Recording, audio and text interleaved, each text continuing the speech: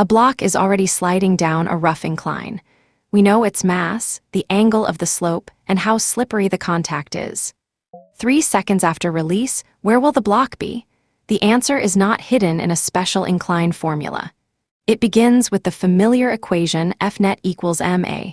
But before we calculate, we need to make every symbol in that equation visible. We will identify the real forces, choose directions that match the motion, build the sine and cosine components from a triangle, and only then let the algebra predict the future. Start with what you already know. F net equals ma. The word net matters. It means add every real force on the block as a vector. The right side says that this combined force produces an acceleration vector. A vector has both size and direction, so one vector equation can be read along separate measuring directions. If we choose Cartesian axes x, y, and z, the same law becomes F net x equals ma x, F net y equals ma y, and F net z equals ma z. We have not invented 3 laws. We have asked the same law 3 simpler questions. What happens along x, what happens along y, and what happens along z? For now, keep the familiar acceleration symbols. The double dot notation from the textbook will arrive later, after its meaning is visible. Now choose the measuring directions. Horizontal x and vertical y would be legal, but the block would change both coordinates while it moves. The normal force and friction would also need extra components. That is unnecessary work. Instead, rotate only the coordinate grid. Let positive x point down the slope, because that is the direction of motion. Let positive y point away from the surface, because that direction measures separation from the incline. Let positive z point across the slope out of the screen. Put the origin where the block begins and call that instant t equals 0. Then lock the grid. The incline did not rotate. Gravity did not rotate. The physical world did not change. Only the ruler changed. Now the motion lives entirely in x, while y and z remain constant. Before splitting any vector, inventory the real interactions. First, Earth pulls the block vertically downward. That force is its weight, with magnitude mg. Second, the surface pushes on the block perpendicular to the surface. That is the normal force, n. Normal means perpendicular here. It does not mean ordinary. Third, because the block is already sliding downhill, the surface exerts kinetic friction uphill. Call its magnitude Fk. Friction points opposite the relative sliding at the contact. These are the 3 real forces in our model: weight, normal force, and kinetic friction. The 2 gravity components we draw later will not be extra forces. They will be 2 measurements of the single weight vector. Keep that distinction clear before moving on. We also need to understand the number μk before using it. μk is the coefficient of kinetic friction for this pair of surfaces while they are sliding. In the simple model, it is defined by the ratio μk equals Fk divided by n. Rearranging gives Fk equals μk times n. Because both Fk and n are measured in newtons, their units cancel. μk is dimensionless. If μk equals 0.20 and the surface squeezes the block with 100 newtons, the model predicts 20 newtons of kinetic friction. If the squeeze becomes 200 newtons, friction becomes 40 newtons, while the ratio remains 0.20. Change the 2 materials, and the coefficient can change. μk is not a force, and it is not a universal constant. It summarizes how this sliding contact converts normal squeeze into friction. Static friction, before sliding begins, follows a different rule. Our problem tells us sliding is already established, so kinetic friction is the correct model. Return to the weight vector. It still points vertically down, but our x and y axes are tilted with the incline. To ask what gravity does along those axes, copy the weight arrow and build a right triangle. Start at the block. Draw one leg parallel to the slope, in positive x. From its tip, draw the second leg into the surface, in negative y. Head to tail, the two legs end at exactly the same point as the original weight. They are components of one vector. Now locate the angle. The angle between vertical weight and the inward normal direction is the same theta as the incline angle. In the component triangle, the inward leg touches theta, so it is the adjacent leg. The downhill leg faces theta, so it is the opposite leg. Cosine means adjacent over hypotenuse. Therefore, the inward magnitude is mg cosine theta. Sine means opposite over hypotenuse. Therefore, the downhill magnitude is mg sine theta. Check the picture at theta equals 0. Sine 0 is 0, so there is no downhill gravity. Cosine 0 is 1, so all of the weight presses inward. As theta grows, the downhill component grows and the inward component shrinks. The formulas follow the geometry.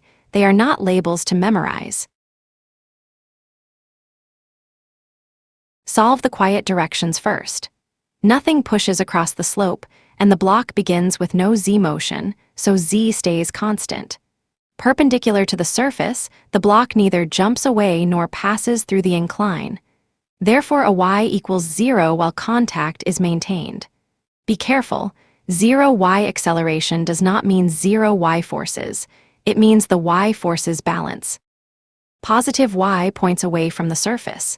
The normal force is positive, while the inward gravity component is negative. So f net y equals m a y becomes n minus mg cosine theta equals m times 0. Now preserve that line and simplify only the right side. N minus mg cosine theta equals 0. Add mg cosine theta to both sides. The result is n equals mg cosine theta. The normal force is whatever contact response is needed to prevent perpendicular acceleration. Now the friction law becomes useful. We already have Fk equals mu kn. The quiet y equation has just told us that n equals mg cosine theta. Substitute that entire expression for n. The first line stays visible, while a copy of mg cosine theta moves into its place. We get Fk equals mu k mg cosine theta. Notice the causal chain. The incline prevents perpendicular motion. That determines the normal force. The normal force sets the kinetic friction. Only after solving the quiet direction do we know the friction acting along the moving direction. Now turn to the active x direction. We chose downhill as positive. The gravity component mg sine theta points positive, so it enters with a plus sign. Kinetic friction points uphill, so it enters with a minus sign. Start from the component form of Newton's law, F net x equals mx. Replace F net x by the forces that actually point along x. This gives mg sine theta minus Fk equals mx. Keep that line. On the next line, substitute Fk equals mu k mg cosine theta. Now we have mg sine theta minus mu k mg cosine theta equals mx. Both terms on the left contain mg, so factor mg outside parentheses. The line becomes mg times sine theta minus mu k cosine theta equals mx. The mass m multiplies both complete sides. Divide both sides by m and visibly cancel the matching factors. What remains is a x equals g times sine theta minus mu k cosine theta. Pause and read the result from left to right. Gravity sets the acceleration scale. Slope angle controls how much gravity pulls downhill. Friction subtracts an amount set by mu k and the inward cosine component. Mass cancels in this ideal model because both gravity and kinetic friction scale with mass. It does not cancel from every mechanics problem. Finally, our downhill sliding assumption is consistent only when sine theta is greater than mu k cosine theta. If not, the static friction question must be examined first. The textbook writes the same acceleration as x double dot. Here is what that notation means. Position along the slope is x. Its rate of change is velocity, vx, also written dx by dt or x dot. The rate of change of velocity is acceleration, a x, also written dvx by dt, d squared x by dt squared, or x double dot. So a x and x double dot are not different physical quantities. They are different names for the same acceleration along x. We began with a x because it is familiar. From this point onward, when the book writes x double dot, you can read it as acceleration along the slope. Acceleration alone is not yet a location. Call our constant acceleration a. On an acceleration versus time graph, a is a horizontal line. Over a time interval t, the area under that line is a rectangle with height and width t. Its area is a t, and that area equals the change in velocity. Therefore, vx of t equals v0 plus a t. The block starts from rest, so v0 is 0. Preserve the general line, then write the special line vx equals a t beneath it. Now move to a velocity versus time graph. Because velocity begins at 0 and increases at the constant rate a, the graph is a straight rising line. The area beneath velocity equals displacement. From 0 to t, that area is a triangle with base t and height a t. 1/2 times base times height gives 1/2 a t squared. Therefore, x of t equals x0 plus v0t plus 1/2 a t squared. Our origin is the release point, and the block starts from rest, so x0 and v0 are both 0. The position becomes x of t equals 1/2 a t squared. Finally, substitute the expression for a. We obtain x of t equals 1/2 g times sine theta minus mu k cosine theta times t squared. We accumulated change twice, acceleration into velocity, then velocity into position. Now use real numbers.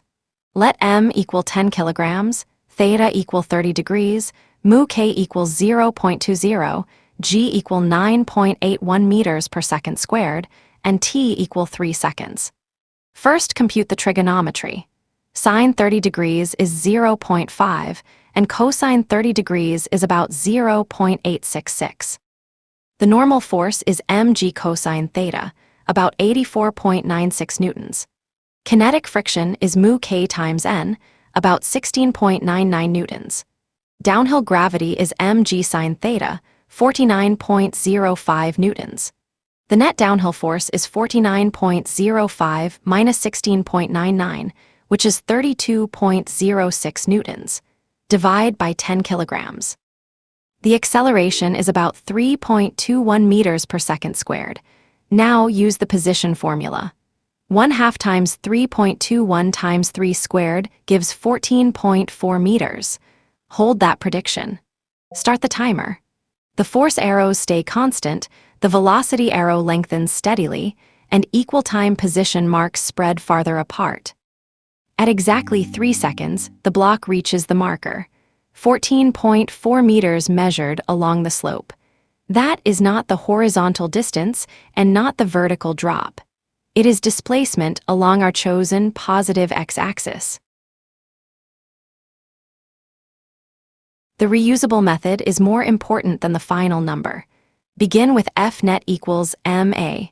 Choose axes that match the constraint and the motion. Draw only the real forces. Explain the contact model before using it. Decompose angled vectors with a triangle, not memory. Solve quiet component equations first because they can determine unknown forces. Then solve the active direction. Preserve each algebra line so every substitution and cancellation can be checked. Finally, turn acceleration into motion using graphs, areas, or the equivalent equations. Coordinates did not change the physics. They removed unnecessary complexity and made the causal chain visible.